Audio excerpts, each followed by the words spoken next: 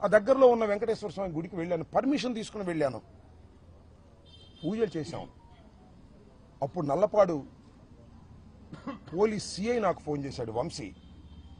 SP గారు అడగమన్నారండి, మీరు ఆ ఫ్లెక్సీని చింపడానికి వెళ్తున్నారా లేక పూజకి వెళ్తున్నారా అని. ఎందుకు చింపుతామయ్యా, పూజకి వెళ్తున్నాము అంతే తప్ప చింపే ప్రశ్న ఉద్భవించదు అని చెప్పా. పూజ చేసి వస్తుంటే ఏం జరిగిందో మీరు అందరూ చూశారు. కర్రలు, రాడ్లు తీసుకుని నా కారు మీదకి వచ్చారు. నా కారును కొట్టే ప్రయత్నం చేశారు. తిట్టారు, బూతులు, భయంకరమైన బూతులు.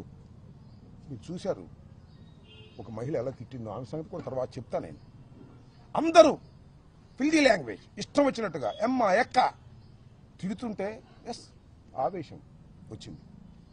స్పర్ ఆఫ్ ది మూమెంట్ బయటకు వచ్చి నేను కూడా బూతులు మాట్లాడాను. It is a purely reaction.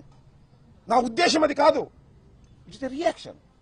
ఎదుటివాడు చేయొత్తుంటే పట్టుకోవటం, ఎదుటివాడు తిడుతుంటే తిరిగి తిట్టడం, ఇది మాత్రమే జరిగింది.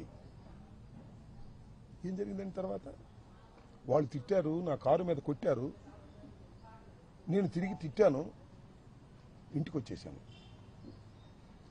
ఆలోచించాను 1-2 సార్లు, ఎందుకురా తొందరపడ్డాను.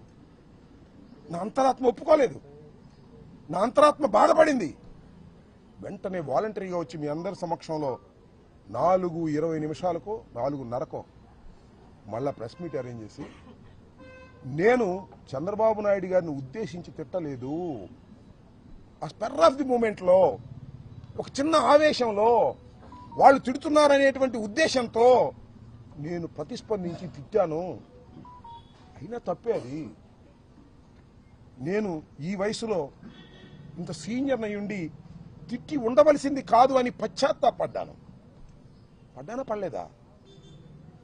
పశ్చాత్తాపడితే చెప్తారుగా చాలామంది, పశ్చాత్తాపానికి మించిన ప్రాయచిత్తం లేదని నేను పశ్చాత్తాపడ్డా. ఏం జరిగిందండి తర్వాత? ఎంత ఘోరం అండి. నా ఇంటి మీదకి వచ్చారండి, ఎంతమంది వచ్చారండి, ఎంతసేపు ఉన్నారండి? 5ంటికి వచ్చారు. ఇది 4:20కి నా